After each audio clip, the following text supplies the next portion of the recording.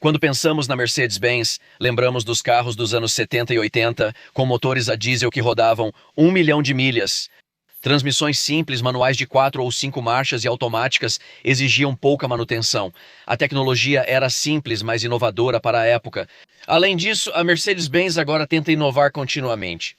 No entanto, existem de fato muitos motivos e questões, com o meu carro em particular, que vão comprovar, sem sombra de dúvida, que os carros novos não são feitos como os antigos Mercedes. 5 motivos. Vamos falar sobre isso agora. A vida é muito curta para dirigir carros sem graça. Você verá ali, feito na Alemanha. Nem todos os Mercedes-Benz são feitos na Alemanha atualmente. Muitos são produzidos no leste europeu e nos Estados Unidos. Alguns são fabricados na Alemanha. Muitos afirmam que os carros alemães mais confiáveis, como BMW e Mercedes-Benz, são produzidos em seu país de origem. O controle de qualidade é um fator importante. Além disso, muitos desses carros agora usam peças e materiais terceirizados. Muitos dos motores modernos atualmente são projetados, fabricados ou têm alguma variação feita por outras montadoras e empresas como a Renault, por exemplo. A Mercedes-Benz, assim como outras empresas, busca alternativas na cadeia de suprimentos para cortar caminho e reduzir custos. Muitos desses carros usam as mesmas plataformas, motores e transmissões já aplicados em outros modelos. E às vezes, esses lugares simplesmente não têm o controle de qualidade que muitos carros tinham na Alemanha nas décadas de 70 e 80. Décadas atrás, a maioria dos Mercedes-Benz fabricados na Alemanha tinha tolerâncias e controles muito mais rigorosos para garantir que a qualidade estivesse presente, que a durabilidade estivesse presente. Depois as coisas começaram a mudar. No final dos anos 90, veículos como o ML, fabricado nos Estados Unidos, e outros produtos começaram a perder o brilho. As peças começaram a se desfazer. Nós tínhamos um ML500 de 1998 ou 99 e achávamos que o motor era bom. Esse é o motor de 5 litros deles. Mas o que não era bom eram coisas como cinzeiros, porta-copos, teto solar, mecanismos dos vidros. Todas as peças que eram de plástico se desfaziam e quebravam na sua mão. Era uma indicação clara de que algo havia mudado na Mercedes-Benz. O avanço da tecnologia significava que eles iam começar a economizar, supostamente, na minha percepção, de outras formas. Cadeia de suprimentos, componentes. Buscaram formas de manter a competitividade com novos concorrentes no mercado, como o Lexus LS, que surgiu e desafiou a Mercedes-Benz. Agora, a Mercedes precisava buscar formas mais criativas de lucrar e ainda oferecer um produto desejado por muitos clientes. Na minha opinião, o modelo ML não era tão bom. Os motores e transmissões eram sólidos, mas o restante era mal construído. Os plásticos se desintegravam, a lataria enferrujava rapidamente e simplesmente não representava bem a marca. Com a troca de CEOs e prioridades, essa transformação já era perceptível. Entre o final dos anos 90 e início dos 2000, muitos carros deles, como o Classe S, estavam entre os piores modelos dessas gerações. Por quê? Porque havia uma ênfase na redução dos custos de produção. E claro, nesse meio tempo, eles criaram produtos que simplesmente não eram tão bem feitos. A cadeia de suprimentos, a fabricação em outros países e o uso de peças e materiais terceirizados fizeram com que o carro não fosse mais como antigamente, o que considero um exemplo clássico. Vamos falar de várias dessas peças e darei exemplos clássicos de por que esse carro não é feito como antes. Isso nos leva ao segundo ponto: corte de custos nos materiais. E eu quero te dar alguns exemplos de como o nosso Mercedes-Benz mais recente valida e comprova os problemas que temos, provando que a qualidade não está presente. Os materiais não são mais como eram antes, eles nunca costumavam se desfazer, as coisas eram sólidas, as coisas eram firmes. Mas aqui está um exemplo clássico. Temos essa peça de acabamento na base da janela bem aqui, e você vai notar que tem umas bolhas aparecendo aqui. Eu nem sei o que está acontecendo aí, nem tenho certeza do porquê. Quero dizer, a gente mantém o carro geralmente bem limpo. Mesmo nas estradas salgadas, já vi muitos carros que eram 10 ou 15 anos mais velhos do que esse e não tinham problemas assim. Mas não para por aí. Aqui está o próximo ponto. Note que há condensação na lanterna traseira. É comum carros terem esse problema, especialmente com luzes de LED, pois não geram calor suficiente para evaporar a umidade acumulada nas lanternas. Então, isso realmente acontece de vez em quando, mas ainda assim é um indicativo de que há um vazamento na vedação em algum lugar, e isso é um problema. Aqui está o próximo problema. Agora, como um exemplo clássico, tivemos um problema com o nosso carro alguns anos atrás, quando passamos por uns trilhos de trem, e a travessia nem era tão brusca assim. Era como praticamente qualquer outro trilho, e eu já tinha passado por ali mais de 100 vezes com meus outros carros. E então, de repente, isso soltou. Por que que isso aconteceu? Essa é a verdadeira pergunta. Em carros assim, peças da carroceria não deveriam se soltar. Aqui caiu de repente e ficou pendurado cerca de 1 centímetro. Mesmo até hoje, depois que levamos de volta à concessionária e eles consertaram, colocaram de volta, encaixaram tudo de novo. Ainda tem uma folga aqui que eu nem estou forçando muito, mas isso para mim é um sinal de que isso não foi construído tão bem assim. E você pode realmente ver todo o painel meio que se mexendo quando eu aperto aqui. Dá uma olhada nisso. Você vai ver todo o painel meio que se movendo dessa parte até aqui embaixo quando eu pressiono levemente, não estou forçando, mas tem uma folga aí. E claro, às vezes é preciso haver alguma folga. Não pode ser tudo rígido, ou pode quebrar, fazer barulho ou soltar. Mas isso é um indicativo de que, com todo esse uso extensivo de plásticos, eles precisam deixar que haja flexibilidade. Caso contrário, pode simplesmente quebrar e soltar. Mas deixa eu te mostrar por dentro. Tem mais exemplos dos problemas de controle de qualidade que estamos encontrando nesse carro. Agora olhamos aqui embaixo no centro e olha, de repente temos esse probleminha aqui. Por que temos bolhas nesse acabamento? Por que isso está acontecendo? Não usamos químicos agressivos. O acabamento de piano está resistente. Por que há bolhas em um acabamento plástico assim?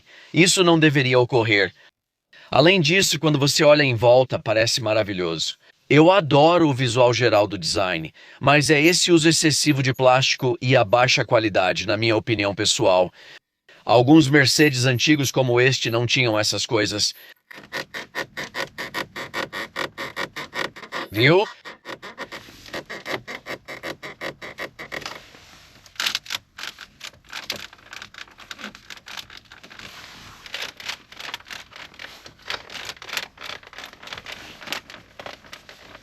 Quero dizer, algumas partes são agradáveis ao toque.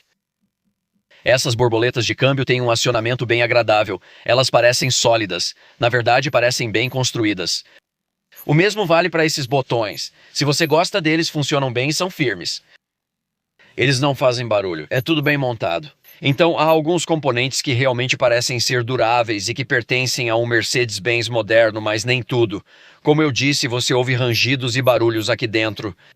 Aqui você tem a peça retrátil, o retrator do cinto de segurança. Isso sai e às vezes faz barulho e bate.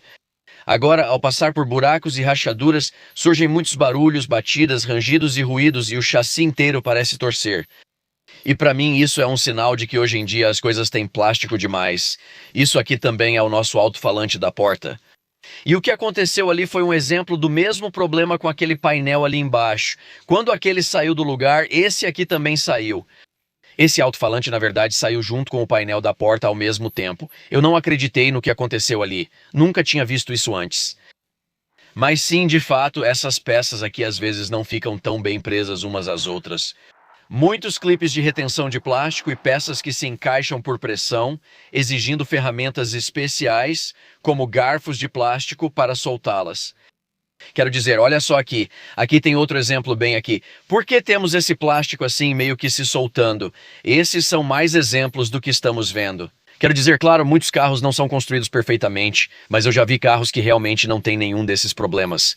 Eu já vi marcas, e a gente pode falar sobre isso em vídeos futuros, mas eu não sei por que isso acontece. Os rangidos, os barulhos, mesmo sendo bonito de ver, a ergonomia é maravilhosa. A qualidade definitivamente parece que eles estão deixando um pouco a desejar por causa do uso de plásticos, encaixes e componentes montados por pressão, mas vamos dar uma olhada debaixo do capô.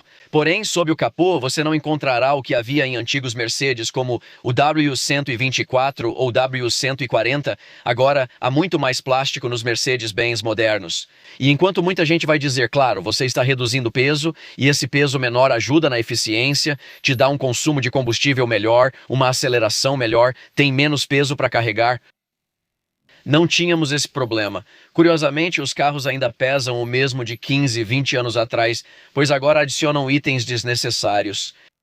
Agora precisam compensar o equipamento extra de segurança, adicionando peças plásticas e reduzindo as de qualidade. Alumínio e aço estão sendo trocados por várias peças de plástico. Quero dizer, bem aqui um exemplo clássico, parece meio frágil, muitas peças de plástico em partes como essa. Veja, isso é muito, muito frágil. Plástico, plástico. Quero dizer, se você olhar para peças de plástico como essa, ela meio que levanta, você aperta aqui, ela mexe ali.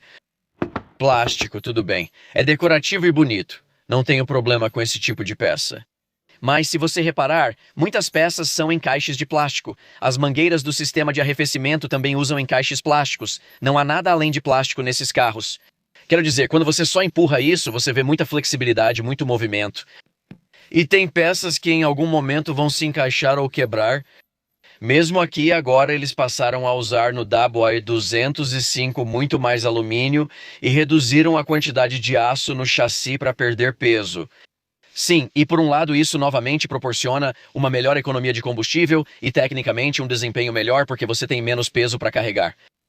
Mas você tem peças e sabemos o que ocorre com o alumínio. Ele tende a expandir e os componentes com calor e frio realmente flexionam, tornando-se um problema com as variações de temperatura.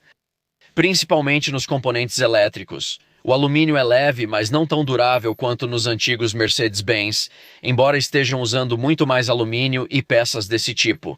Você nunca via isso em carros antigos como o W124 e W140? Carros que duravam 500 mil, 800 mil milhas, esses carros não vão durar isso? Eu realmente acredito que, na melhor das hipóteses, muitos desses carros vão chegar talvez a 250 mil milhas, se você tiver feito toda a manutenção, feito até mais do que o necessário e ainda tiver um pouco de sorte. Você vai precisar de uma sorte danada, sabe do que eu estou falando? Então, muito plástico, muito uso de alumínio e outros componentes. Quero dizer, olha isso, olha até essas peças aqui, muito plástico. Viu? Não falta encaixe de plástico. Como esses plásticos, toda vez que você desmonta peças assim, elas começam a se desgastar, ou você pode encaixar de novo. Você aperta uma vez e de repente aparece uma rachadura e aí aquela perna ou aquela aba quebra. Isso acontece o tempo todo. Quero dizer, todos esses sensores e encaixes extras assim, eles quebram e os mecânicos simplesmente odeiam isso. Xingam esse tipo de encaixe porque você vai soltar e tenta puxar aquilo. De repente você força e algo quebra, aí precisa passar fita ou trocar todo o chicote, que é o correto. Mas simplesmente tem mais potencial de problema com todos esses sensores extras, equipamentos, conectores e peças de plástico a mais embaixo do capô. E a gente começou a ver alguns desses problemas porque tivemos um veículo. O nosso, na verdade, foi verificado depois de uma revisão. Ele foi lavado embaixo do capô. A oficina decidiu fazer uma lavagem ali porque tinha vazado um pouco de óleo e estava um pouco sujo e empoeirado. Ao contrário do que pedimos, nunca solicitamos isso, mas mesmo assim lavaram. Desde então tivemos falhas aleatórias, problemas com luzes de advertência e falhas no painel. E muitos concordariam que você borrifar água pressurizada embaixo do capô, com todos esses sensores e peças assim, mesmo que eles digam e os concessionários sempre falem que são à prova d'água e vedados, isso nunca é uma boa ideia. E às vezes a água realmente encontra caminhos para entrar em alguns desses sensores e em algumas dessas conexões. E então, de repente, eis que você tem um monte de problemas que levam horas e horas para diagnosticar, ou você simplesmente aprende a conviver com eles, que é mais ou menos onde estamos agora. O próximo problema é o uso extensivo de muita eletrônica moderna. Elas são complexas demais. O sistema MBUX moderno, que esse aqui é a versão mais antiga. Esse não é o MBUX, esse é o sistema pré-MBUX. Mas muitas dessas grandes telas sensíveis ao toque e painéis digitais geralmente dão problema. Elas são excelentes quando novas e nos primeiros anos de garantia, mas imagine daqui a 8, 10, 12 anos, de repente o seu painel digital para de funcionar. Logo você vai acabar com uma conta de conserto de $4.200 para arrumar o painel, essencial para dirigir. Muitos desses sistemas também estão conectados aos assistentes e sistemas do motorista. Muitas vezes você nem consegue dirigir seu veículo. Sabe, muita dessa eletrônica moderna só significa que você vai ter falhas, mais problemas, mais dores de cabeça. Quero dizer, hoje em dia esses carros estão cheios de tecnologia.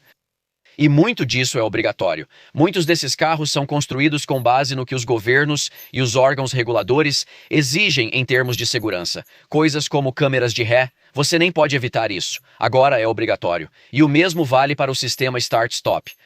Você conhece os antigos sistemas Start-Stop?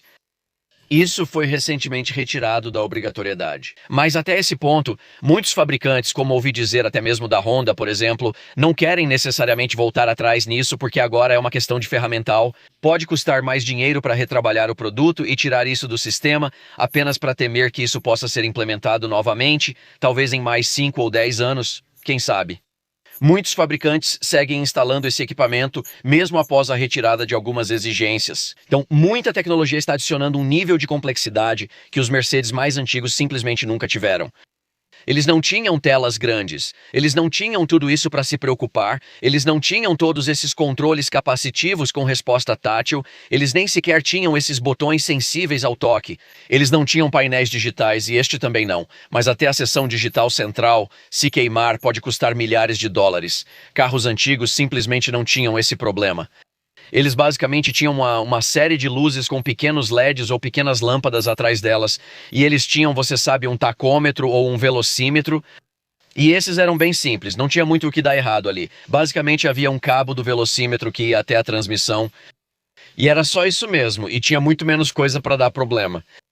Mas isso acontece com muitos carros, inclusive a Mercedes. Não importa se você dirige um Audi, BMW ou outro, todos eles vão ter problemas parecidos. A tecnologia, muita coisa é compartilhada, sabe? Muitos fabricantes estão usando a mesma tecnologia. Eles apenas adaptam para a plataforma deles. Mas muitos itens vêm dos mesmos fornecedores da cadeia de suprimentos, o que faz com que os mesmos problemas ocorram em todos. Na verdade, o que eu percebi é que, quando você realmente pesquisa sobre confiabilidade e falhas comuns dos carros de hoje, é muito mais frequente encontrar problemas com sistemas de infoentretenimento, falhas eletrônicas, sistemas de assistência ao motorista, do que problemas mecânicos. Hoje em dia tem menos problemas mecânicos do que eletrônicos, essa é a regra geral atualmente. É isso que a gente vê com mais frequência nas oficinas mecânicas. Mais problemas eletrônicos e bem menos problemas mecânicos. Na verdade, até as empresas como a Ram colocam garantia de 10 anos nos motores. Kia e Hyundai oferecem 10 anos de garantia no conjunto motriz, embora eu pessoalmente não recomende, pois acho que não são bem feitos. Muitos fabricantes estão criando motores melhores. Algumas transmissões, como as CVTs da Jatco, nem tanto. Mas a grande maioria das falhas está vindo de problemas eletrônicos, como você vê com essas telas grandes que não existiam há 15 ou 20 anos.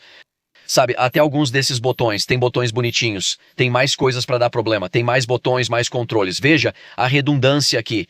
Temos esse pequeno botão giratório aqui, mas também temos este, e você pode usar ambos. Mas por quê? A pergunta é por quê. E olha, mais arranhões. Isso na verdade é outro indicativo. Falamos sobre qualidade, olha só isso. Olha essas rachaduras, não sei se isso está rachado, partido ou o que é, mas veja, mais problemas. Viu? Rachaduras, cortes, fissuras, nem sei o que é isso, mas mostra que esses plásticos não resistem como os carros antigos. Mudanças nos conjuntos motrizes também têm sido um grande problema. Não é surpresa que a Mercedes-Benz praticamente abandonou seus motores aspirados. Sabe, aqueles motores V6 de 3,5 litros, os grandes motores V8 deles, tipo os V8 de 6,2 litros, V8 de 5 litros. Posso te listar vários dos grandes motores V8 e V6 aspirados que eles tiveram.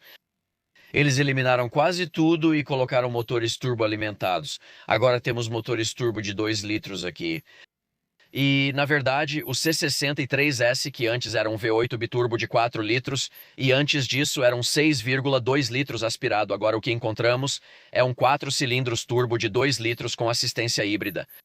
Ele tem mais desempenho, é mais eficiente e consome menos combustível, o que traz várias vantagens. Mas para o verdadeiro entusiasta, isso não responde à questão, e também não é tão durável e robusto.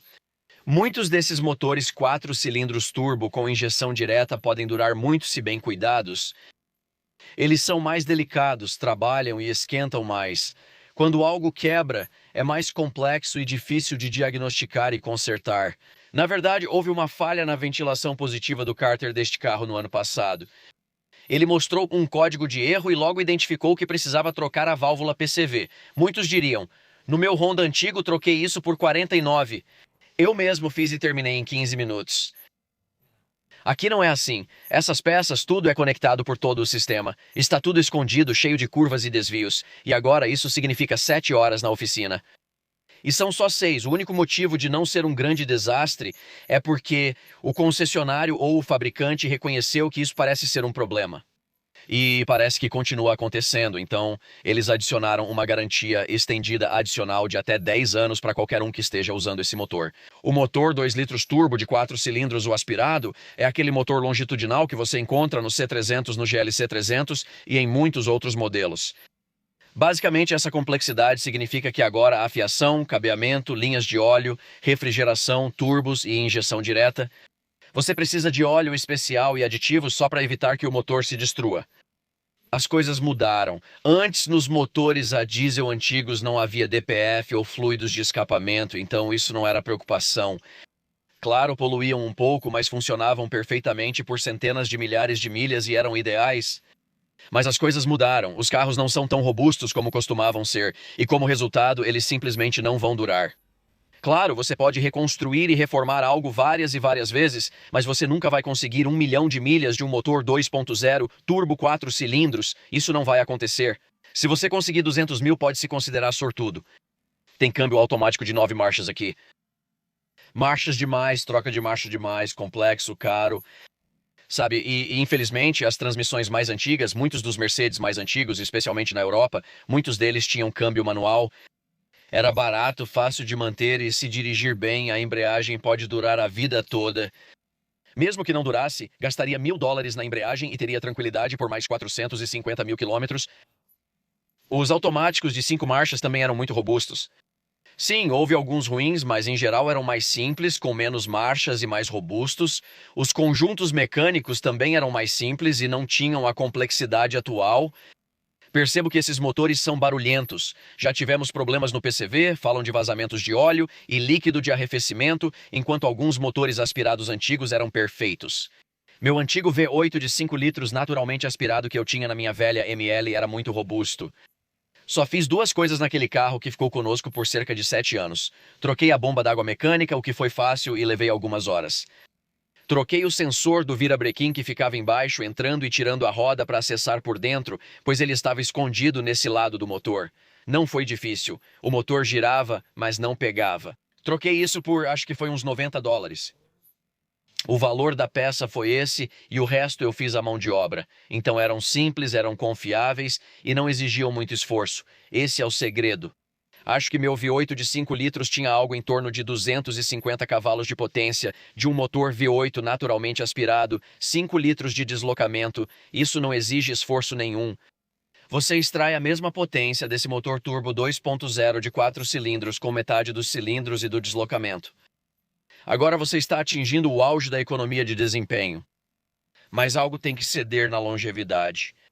O próximo, claro, é o excesso de engenharia que a Mercedes não parece levar tão a sério quanto levava antigamente. Houve um tempo em que muitos fabricantes alemães, não só a Mercedes, mas ela era uma das mais avançadas, acreditavam em construir o melhor possível, superdimensionando e reforçando para a máxima durabilidade física. Claro, era preciso trocar algumas peças, mas valia a pena porque esses carros duravam centenas de milhares de milhas. Mas as coisas mudaram porque existe outra coisa chamada obsolescência programada. Agora parece que muitos desses fabricantes estão projetando e construindo esses carros muito mais de acordo com a vida útil prevista pela garantia. Eles querem que dure 3, 4, 5 anos, mas após o fim da garantia, tudo bem se começar a falhar e te deixar na mão. Isso só faz com que o cliente queira ir e trocar por um novo Mercedes-Benz. Ele é feito para durar 4 ou 5 anos, pois esse é o período em que o proprietário médio de um Mercedes-Benz, especialmente o primeiro dono, costuma ficar com o carro. Eles vão ficar com o carro por 4 anos e podem ter algum problema. Esse foi só o começo, era só o começo, o primeiro sinal do problema. Eles dizem, tivemos um probleminha, uma bomba d'água, mas fora isso foi impecável. E seguem para o próximo Mercedes pensando, nossa experiência foi perfeita, nosso Mercedes foi perfeito. Mas, se você for o segundo ou terceiro dono e mantiver o carro por 8, 10 ou 12 anos, surgirão mais problemas, pois ele já não é superdimensionado como antes. Na verdade, em vez de superdimensionar e projetar para durar muito tempo, o foco agora é outro. Como já disse, com motores menores, várias marchas, transmissões e sistemas híbridos em alguns carros, O foco agora é realmente mais na eficiência, na redução das emissões e, claro, no custo para o fabricante, o que significa que, ao usar muito mais plástico, esse uso de plástico faz com que você economize custos em algum lugar. Sabe, se você pode extrudar esses tipos de peças plásticas, imprimir essas peças plásticas em 3D, isso vai te economizar muito dinheiro em vez de mandar usinar algo em alumínio. Por isso, cortam custos, buscam eficiência e afirmam que isso melhora o desempenho, o que ajuda a vender o produto. Mas no fim das contas é o comprador quem paga o preço no final. Ter peças assim e plástico que simplesmente se solta, as peças não são feitas para durar como antigamente. E isso para mim é uma confirmação, é uma validação. Além disso, muitas dessas peças são muito complexas. Voltando à questão da eletrônica. Reforço, $1.000 por um farol novo. Se fizer isso 2 vezes, faça as contas. Rapidamente pode dar perda total em um carro desses com um incidente. Não são veículos baratos de manter e custam mais a longo prazo. De qualquer forma, provavelmente não ficaremos com o carro por 25 anos. Hoje, os clientes já não se preocupam com durabilidade de 1 milhão de milhas. As pessoas têm atenção mais curta, querem partir para outra, se cansam depois de 2 ou 3 anos e já estão prontas para trocar de carro. Então, a Mercedes e todas as montadoras hoje em dia sabem exatamente que essa é a atitude. Eles não precisam fazer durar 1 milhão de milhas, pois ninguém fica tanto tempo com o carro. No geral, isso não é uma crítica pesada.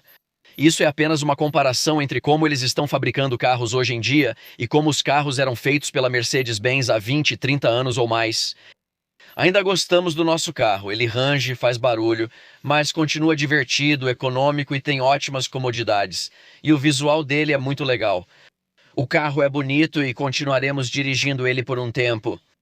Mas eu só queria compartilhar essa história porque sim, de fato, essas são verdades e fatos sobre por que os Mercedes modernos não são construídos como antigamente.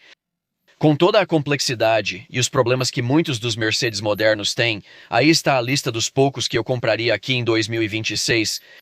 Se você estiver interessado em comprar, dê uma olhada, você pode encontrar exatamente o que está procurando. Espero ver cada um de vocês em breve, pessoal. A gente se fala então. Tchau, tchau.